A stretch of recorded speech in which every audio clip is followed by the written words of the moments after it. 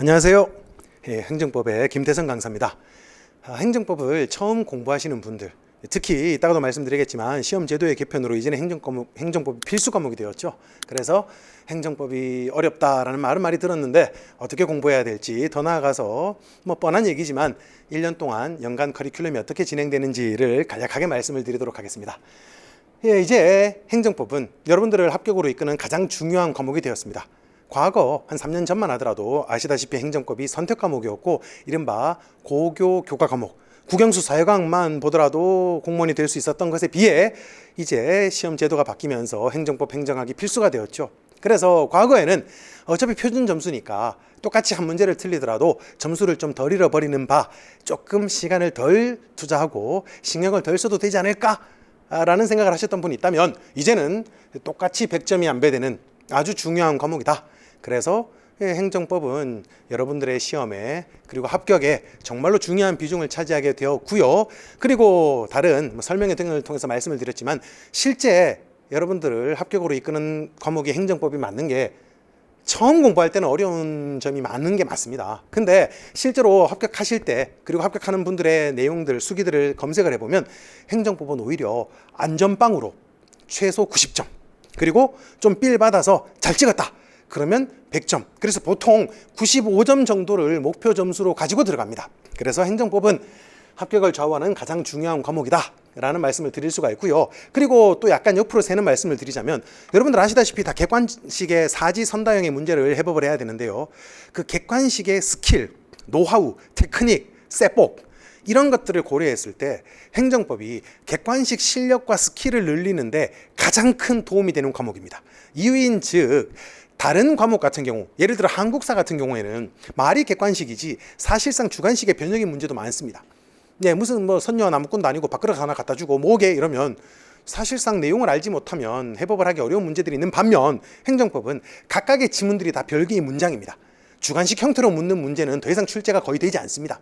따라서 각각 문장의 OX를 판단하는 과정에서 테크닉과 실력이 요구되고 그런 것들을 함양하면 널리 객관식의 내공이 올라가기 때문에 다른 과목에도 도움이 되리라 말씀을 드립니다. 그래서 세부적인 내용은 나중에 강의 시간을 통해서 말씀을 드릴 텐데 우선 행정법 어렵습니다. 근데 다행인 건 출제 교수님들도 행정법이 어렵다는 걸 알고 계시는 바 나오는 것들만 계속 나오고요. 나오는 룰, 공식이 정해져 있습니다. 그래서 크게 굵직하게만 말씀을 드리면 앞서 사지선다형의 문제를 푼다라고 말씀을 드렸죠. 지문 4개 중에 정말로 중요한 지문이 정해져 있습니다. 그리고 반대로 정말 중요하지 않은 지문, 이때까지 30년 동안, 아니 30년? 단군 이래로 단 한 번도 정답 지문으로 나온 적 없는, 앞으로도 정답으로 안 나오는 그런 부분들이 정해져 있습니다. 그래서 그걸 제가 편의상 정답 지문, 그리고 기타 지문, 들러리 지문 이렇게 구별을 하고요. 정식용은 아니고 제가 편의상 이름을 붙인 겁니다. 그래서 4개 중에 경우에 따라서 3개 몰라도 하나만 제대로 알면 이걸 가지고 문제를 풀 수 있는 그런 류의 문제들이 굉장히 많습니다. 결론적으로 제가 강의 시간에 이건 정답 지문입니다 라고 말씀을 계속 드릴 겁니다. 그러면 여러분들은 이 정답 지문들은 아무리 술이 취해서 정신이 없다 하더라도 그건 제대로 암기하고 있어야 됩니다.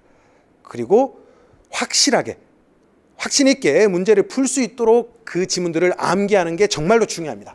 그리고 또 하나 더는 지문의 OX를 판단한다는 건 어떤 건 맞는 지문이고 어떤 건 틀린 지문이겠죠. 근데 기본적으로 적어도 행정법에 있어서는 다 맞는 지문에서 출발합니다. 법조문 그대로 내면 맞는 지문이죠. 판례 굉장히 중요하다라고 많이들 들어보셨을 건데 판례 문구를 그대로 갖다 붙이면 맞는 지문이죠. 그러면 교수님들이 경우에 따라서 억지로 바꿔서 인공적으로 자기적으로 틀린 지문으로 만들어내는 과정이 반드시 수반됩니다. 그걸 편의상 오답 포인트라고 부르는데요. 종종 친구들하고 어릴 때 책 들고 물론 공부 열심히 안 했는데 그럴 수도 있겠지만 짝이랑 이렇게 책 들고 서로 문제 풀어서 이렇게 맞히는 그런 퀴즈 형태의 게임 내지는 그런 공부를 하신 적이 있다면 행정법은 그런 식으로 출제되지 않는다는 겁니다. 그래서 틀리게 낼 수 있는 부분이 정해져 있습니다. 그래서 그걸 제가 편의상 오답 포인트라고 부르고요. 이 오답 포인트를 여러분한테 말씀드리는 이유는 바꿔서 틀리게 낼 수 있는 부분이 정해져 있기 때문에 그 부분 아니면 빨리 읽고 넘어가시거나 쌩 까고 안 읽어봐도 됩니다. 그래서 거기에 주안점을 둬서 여러분들이 나중에 암기를 하는 게 중요합니다. 여기는 일부러 표시를 안 했지만 법은 기본적으로 암기 과목입니다. 교수님들은 지금도 저한테 구박하십니다. 너 또 이해가 아니라 암기, 중요지문 이러면서 약 팔지. 네, 이해를 해야지 이놈아 라고 하는데 저는 지금도 이해가 뭐고 암기가 뭔지 잘 모르겠습니다. 그냥 시험에 자주 출제되는 정답으로 출제되는 걸 암기하고 그게 왜 중요한지 제가 설명을 드릴 거고 그걸 순서대로 쭉 겪으면 그게 이해라고 저는 개인적으로 믿습니다. 예, 그래서 이런 정답 지문에 대한 내용을 간단하게 맛보기로 보기 위해서 제가 문제를 인용했는데요. 정말 자주 나오는 지문을 제가 문제로 한번 가져와 봤습니다. 예, 1번 문제, 1번 지문 안 보셔도 됩니다. 예, 정답 지문으로 나올 리 없는 오답 포인트 없습니다. 예, 그리고 2번 지문, 요 놈이 중요한데요. 행정절차법이 적용되느냐, 국가공무원법 즉 다른 법령이 적용되느냐와 관련해서 나중에 총론 2권 부분에서 여러분들이 암기해야 되는 사항인데 예, 뭐 지금은 그렇게 중요하지 않으니까 2번 지문도 그냥 읽어만 보시면 됩니다. 예, 중요 정답 지문은 3번 지문인데요. 실제 지금은 암기 안 해도 됩니다. 나중에 여러분들이 암기해야 되는 내용입니다. 직위해제, 직위해제 나오면 실전에서도 동그라미 해야 됩니다. 이 직위해제가 중요한 이유는 직위해제가 뭔지 여러분들한테 묻지도 않습니다. 근데 실제로 굳이 말씀을 드리면 아예 공무원을 잘라버리는 게 아니라 공무원 신분은 유지하는데 만약에 제가 범죄를 저질렀다. 근데 공무원직을 계속 유지하는 것은 국민의 신뢰라든지 여러 가지 측면에서 바람직하지 못하기 때문에 신분은 갖고 있지만 그 직을 더 이상 종사하지 못하게, 일을 못하게 하는 걸 직위해제라고 말합니다. 일 안 하면 개꿀이네? 월급이 안 나옵니다, 그동안. 여튼 중요하지 않고요. 직위해제는 성질상 행정 절차를 거치기 곤란하거나 불필요하다고 인정되는 사항 또는 행정 절차에 준하는 절차를 거친 사항에 해당하지 않으므로 여기서도 틀렸고요. 결론적으로 행정절차법 역시 동그라미 대상 적용된다? 적용 안 됩니다. 직위해제는 국가공무원법에 별도로 규정이 있기 때문에 절대로 행정절차법 규정에 적용되지 않습니다. 제가 나중에 이론 강의 시간에도 말씀을 드리겠지만 직위해제라는 단어와 행정절차법은 절대로 같이 있을 수 없는 단어입니다. 그래서 이 지문 최근 10년 동안만 10문제 넘게 정답으로 나왔습니다. 반드시 암기하고 계셔야 되는 내용이고요. 4번 지문은 지금 논점과는 전혀 관계없는데 이것도 정답 지문입니다. 예, 그래서 이건 특 A급 정답 지문, 이것도 A급 정답 지문인데요.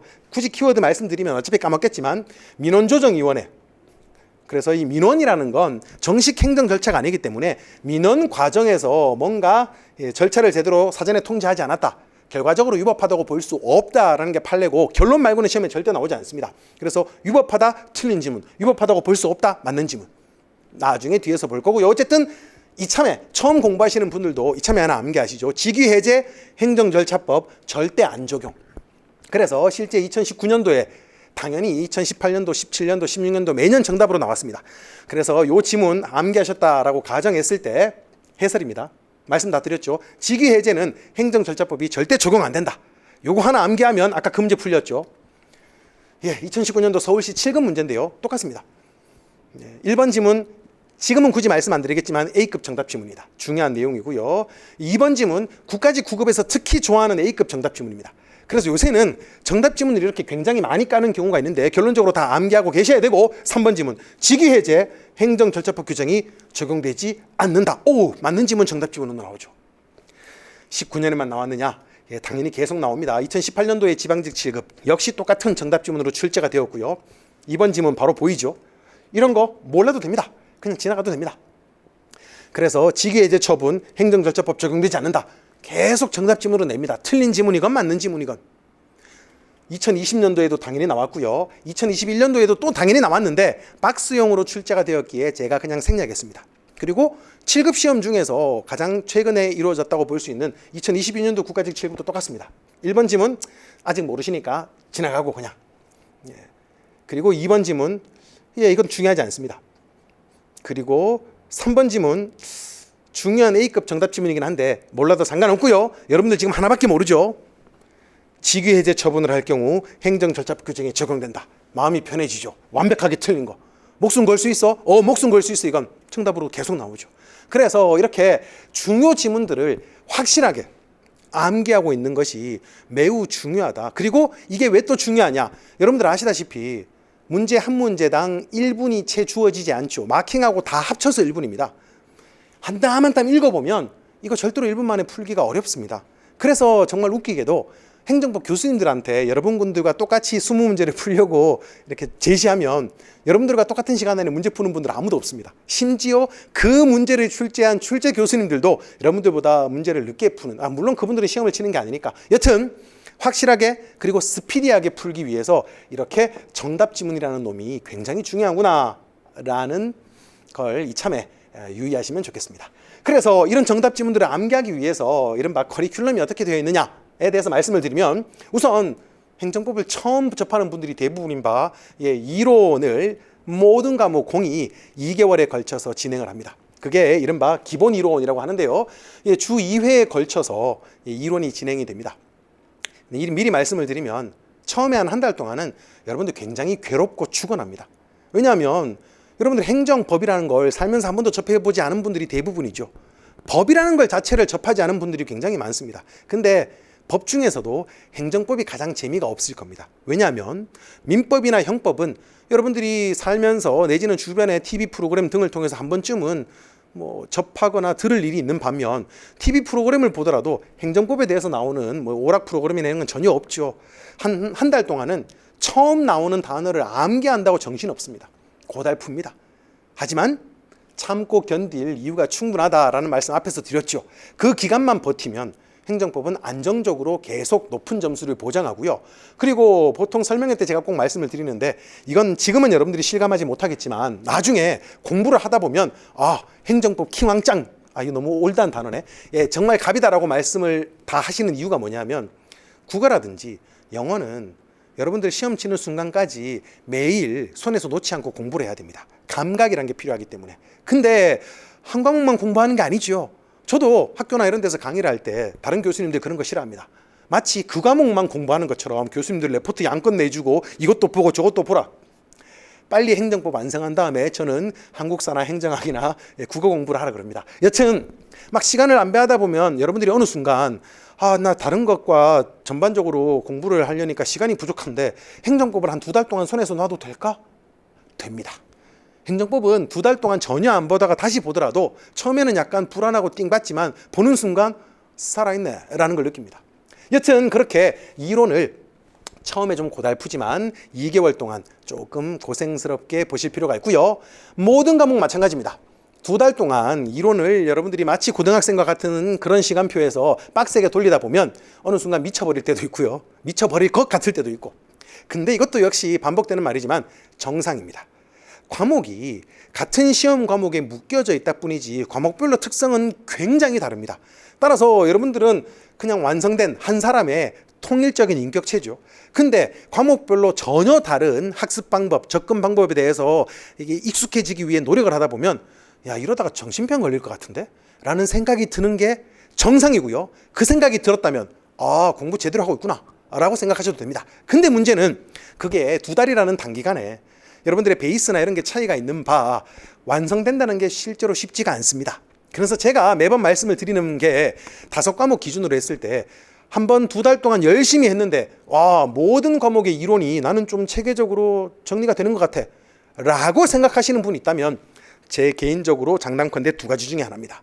첫 번째는 사이코패스거나 두 번째는 전생에 그 한용원 선생님과 더불어서 민족 대표 33인 중에 하나가 아니었을까?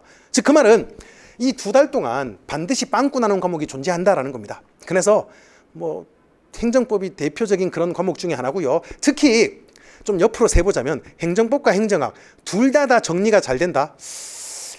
보통 사람 아닙니다, 그거. 그래서 이름만 2글자가 똑같다 뿐이지 전혀 족보부터 시작해서 다른 과목입니다. 그래서 이 2달 이후에 보통 7월 달에 개강을 한다라고 했을 때 7월 달에 개강하는 게 대한민국의 국룰인데요. 7월 달에 개강하면 그 다음에 4월 국가직 9급, 6월 달에 지방직 9급 시험을 합격하는데 충분하고 이상적인 시간입니다. 5월 달에 시작하면 조금 빨리 약간은 여유를 부려도 되는 시간. 9월 달에 시작하면 조금은 자기가 하고 싶은 걸 내려놓고 허덕허덕 해야 되는. 여튼 그래서 9월 달부터는 심화 이론이라고 해서 여러분들이 모자라운 과목을 선택해서 시수가 좀 많죠. 조금의 차이가 있는 게 기본 이론은 처음 보는 여러분들의 학습 성취를 고려해서 이론을 한 땀 한 땀 설명하고 그리고 문제풀이는 조금은 비중을 줄이는 게 기본 이론이라면 심화 이론 같은 경우에는 회차도 좀 많기 때문에 저 같은 경우는 행정법 기준으로 매 시간 끝나자마자 그 다음 시간에 그 전날 배웠던 기출 문제를 실제로 생으로 여러분들한테 푸는 해법하는 시간을 가집니다. 그래서 정답 지문 이렇게 나오는구나. 생각보다 개꿀이네. 그래서 미리 말씀을 드리면 행정법은 처음에는 나 되게 어렵고 똥을 싸는 것 같은데 문제는 잘 풀리는 것 같아요. 제가 제대로 하는 걸까요? 겁나 제대로 하고 있는 겁니다. 우리는 지금 이걸로 학위 받고 공부하는 게 아니죠. 시험에서 점수가 잘 나오면 제대로 하는 거고, 저는 이해는 잘하는데 문제는 안 풀려요. 공부가 좀 더 필요한 그러한 상태라고 볼 수 있습니다. 여튼 그렇게 심화 이론, 그래서 매년 저한테 질문을 하시는 분들 중에 저 이거 기본 이론 다 했는데 이것도 해야 되나요? 안 해도 됩니다. 여러분들의 그 과목 간 궁합 내지는 뭐 적성 소질이 다르기 때문에 모자란 부분, 이런 분들을 대상으로. 근데 보통은 7, 8, 9, 10월 달 이 넉 달 동안은 이론을 좀 빡세게 커리큘럼으로 모든 과목들이 구성되어 있는데, 그 이유는 이따가 뒤에 문제풀이를 제가 커리큘럼에서 말씀을 드리겠지만 11월 달부터는 더 이상 이론에 연연해하지 말고 잔념을 두지 말고 좀 모자란 점이 있더라도 닥치고 그냥 문제 같이 풀자라고 하기 위해서 이론을 좀 빡빡하게 구성하는 측면이 있습니다. 물론 무조건 다 해야 된다라고 저는 개인적으로 권하지 않습니다. 그냥 여담으로 예스복습에 충실하고 다른 거 안 하고 인터넷도 안 하고 핸드폰 안 만지고 공부만 한다, 정말 훌륭하신 분들인데요. 실제로 너무 낙담하실 필요는 없는 게, 그렇게 가령 학원 강의를 기준으로 했을 때 모든 강의를 빠지지 않고 충실하게 수강하시는 분들보다 그런 분들이 합격생들보다 훨씬 적습니다. 그만큼 합격하기보다 더 어려울 수 있다는 거고요. 그래서 자기 스스로 건강 상태라든지 여러 가지 것들을 고려해서 결정을 하시면 되겠습니다. 어쨌든 심화 이론이라고 해서 조금 더 판례의 디테일한 사실관계도 설명을 하고 문제도 조금 많이 풀어보는 그런 과정이 있다라는 거고요. 그리고 이건 부가적으로 11월 달에 핵심 이론이라고 해서 더 짤막하게 진행을 하죠. 이건 한 땀 한 땀 개념에 대해서 설명하지 않습니다. 그냥 중요 지문, 이거 정답 지문입니다 라고 짚어주고 넘어가는데요. 이걸 왜 하느냐 하면 경우에 따라서 앞부분에 내가 좀 모자람이 있는 것 같아, 내가 그때 한 2주일 동안 집중적으로 잤다, 이런 분들 빨리 이걸 그대로 반복하기에는 11월 달에 시간이 모자라니까, 이제 기출문제 푸는데 집중을 해야 되니까 조금 짧게 그냥 개념 이해 그리고 개념 설명은 필요 없으니 중요한 부분 강약 조절만 하면 좋겠다라는 분들이 1차적인 대상이고요. 그리고 두 번째는 저는 다른 데서 행정법을 공부를 나름 한다고 했는데 뭔가 문제 푸는 맥을 파악하지 못한 것 같아요. 이런 분들 방향 수정 때문에, 그래서 뭐 이렇게 마치 무당이 약 파는 것처럼 다른 데서 이때까지 뭔가 좀 헛 방향을 잘못 잡은 분들, 이참에 앞서 강조드린 정답 지문 위주로 스피디하게 독해 스킬 이런 걸로 다시 한번 정리를 하는, 그래서 그분들한테는 적어도 한 땀 한 땀 설명하는 게 필요가 없겠죠. 그래서 이론이 크게 이렇게 세 가지로 구성이 되어 있습니다. 그렇게 11월 전까지, 즉 10월 말까지 여러분들이 이론을 완성을 하셨다면 이제는 문제를 열심히 풀어야 되겠죠. 앞서 말씀드렸지만 이 시기 11월 달에 모든 과목이 개강을 하는데요. 이때는 더 이상 이론에 대해서 미련을 좀 안 가지시면 좋겠습니다. 물론 대부분 불안감을 가지고 질문을 하십니다. 저 이론을 같이 병행하면서 하면 안 될까요? 배속으로 이론을 빨리 들으면 어떨까요? 저는 모든 과목 공의 권하지 않습니다. 11월 달은 모든 과목 집중적으로 기출문제만 열심히 푸는, 즉 기출문제 다른 과목도 마찬가지지만 다 진도별로 문제집화되어 있습니다. 교재가 다 있습니다. 그래서 기출문제를 정말로 열심히 푸는, 이게 이거였구나, 경우에 따라서 내가 이해를 제대로 했다 하더라도 문제와의 그 간극이 있는데 그걸 빨리 캐치해서 문제를 빨리 푸는 분들이 있냐면, 어떤 분들은 내가 알고 있는데 이게 그거라고? 이런 분들도 있습니다. 근데 너무 걱정 안 하셔도 되는 게, 조금 느린 분들은 대신 한번 암기를 했을 때 잘 안 까먹고 단단하게 그리고 확실하게 암기하는 효과가 있으니, 여튼 그 기간이 2달 동안 진도별 기출문제, 모든 과목 이 기출문제는 아무리 중요하다고 강조해도 지나치지 않습니다. 적어도 행정법 기준으로 기출문제가 재탕되는 확률이 80%에 육박합니다. 물론 거의 90%라고 할 수도 있는데 조금씩 교수님이 바꿔서 내는 경향이 있긴 하니까, 2016년도 17년도까지만 하더라도 컨트롤 C 컨트롤 V로 토시 하나 안 틀리고 그대로 출제했습니다. 여튼 이 진도별 기출문제를 풀 때는 여기에 집중할 수 있도록 그 전에 이론을 조금 완성할 필요가 있다. 그리고 완성되지 못했다고 하더라도 바로 넘어오시고 조금 스스로를 믿고 진행을 하시면 좋겠습니다. 왜? 기출문제 풀면서 이론이 보완이 됩니다. 전혀 다른 내용이 아니기 때문에. 그리고 진도별 기출문제가 11월부터 1월 달까지 이어지면 1월 달에는 뭐 하지? 이제 다 했나? 사실은 여기서 하산해도 됩니다. 저는 개인적으로 여기서부터는 알아서 판단하라고 말씀을 드립니다. 하지만 커리큘럼은 준비해 놓은 바 그냥 기출문제의 집을 본인이 열심히 회독을 반복하고 복습을 하겠다. 훌륭한 자세입니다. 근데 진도별 문풀이라고 해서 기출문제를 그대로 푸는 게 아니라 정말로 제대로 알고 있는지, 저는 아무래도 계속 오래 강사 생활을 하다 보니까 여러분들이 어떠한 부분에 취약점을 가지고 있는지, 어떻게 함정을 파면 잘 낚이는지 이런 걸 알고 있겠죠. 그래서 조금은 처절하게 최대한 저는 기출문제를 활용해서 문제를 구성을 하는데요, 여러분들의 약점을 계속 파고듭니다. 그래서 기출문제를 내가 제대로 암기하고 있는지를 테스트하고 그걸 확실히 단단하게 만드는 과정이 이른바 진도별 문풀이고요. 그러면 이제 3월달이 되겠죠. 3월달이 되면 이제 실전과 같은 훈련으로, 아시다시피 실전은 진도별로 문제를 배치하지 않죠. 그래서 모든 전범위의 문제를 4회에 걸쳐서 마치 연습을 실전같이, 실전을 연습과 같이 그런 취지로 모의고사를 4회에 걸쳐서 진행을 하면 여러분들은 이제 완성된 준비를 한 상태에서 시험장에 들어갈 수가 있는 겁니다. 물론 여기에 포함되어 있기 때문에 별도로 제가 기재하지는 않았지만 한 번 반드시 시험 직전에 여러분들이 시간을 투자해야 되는 건 최신 판례 특강입니다. 다른 과목과 달리 법은 판례가 중요하다라는 건 이렇게 알고 계실 거고, 지금 이 순간에도 법원은 계속 돌아가고 있죠. 그래서 이때까지 여러분들이 한 번도 본 적 없는 판례들이 지금도 계속 나옵니다. 1년에 대법원에 접수되는 사건이 20만 건이 좀 넘는데요, 물론 20만 건이 다 판례로 나오는 건 아니고요, 그 중에서 우리는 행정법 판례만 보면 되겠죠. 행정법 판례들이 한 150개 정도 나옵니다. 근데 그 중에서 시험 범위라고 볼 수 있는 것들은 한 40여 개 정도 되는데, 그 중에서 다시 또 제가 중요한 내용을 추출을 해서 하루 한 회 4시간에 걸쳐서 최신 판례 특강이라는 걸 진행을 하는 바, 거기까지만 하면 여러분들은 시험 준비가 끝나게 됩니다. 그렇게 간략하게 커리큘럼에 대해서 말씀드렸는데요, 처음 공부하시는 분들 그냥 혹시 궁금할까봐 말씀드린 거지 중요하지 않습니다. 앞서 말씀드렸다시피 학원에서 꼬박꼬박 강의 듣고 빠지지 않고 이것만 하더라도 충분히 합격하실 수가 있는 바, 그 과정에서 종종 그런 고민을 하시는 분이 있는데요, 내가 사실은 예전에 공부랑은 조금 거리를 두고 살았다, 내가 공부는 그렇게 좀 자신감이 없는데 전혀 상관없습니다. 오히려 학창시절에 알량하게 좀 공부를 했다라는 이유로 조금 자만을 하거나 이러면 오히려 수험 기간이 길어질 수 있습니다. 이 시험이란 건 그냥 뚝심, 꾸역꾸역 정신만 있으면 누구든 능히 합격할 수가 있는 바, 그 과정에서 소위 슬럼프도 올 수 있고요, 현타도 올 수 있고, 멘탈이 나 지금 제대로 하고 있는 건가 라는 생각이 들 수 있는데, 그냥 하루하루 버틴다라는 생각으로, 다른 과목보다 법에서는 소위 내공이라는 말을 하는데요, 그렇게 내공이 축적된다면 어느 순간 여러분들의 실력이 합격권에 들어가 있다라는 걸 느끼시게 될 겁니다. 그래서 수차례 힘든 일이 많이 있으실 텐데, 나중에 제 강의를 통해서 자주 듣게 되시겠지만, 저는 매 시간 처음 들어오면서 여러분들한테 얘기를 합니다. 오늘도 공부하기 좋은 날씨죠. 물론 좋은 날씨 개똥 아닌 경우가 대부분입니다. 하지만 스스로에게 그런 최면을 걸고, 날이 좋아서, 날이 좋지 않아서 오늘도 공부하기 좋은 날씨다, 그렇게 생각을 하고 하루하루 임하시면 좋겠습니다. 그래서 시간만 뚝심 있게 투자를 하시면 저는 여러분들을 모두 합격으로 인도를 하겠습니다. 강의 시간에 뵙도록 하겠습니다. 수고하셨습니다.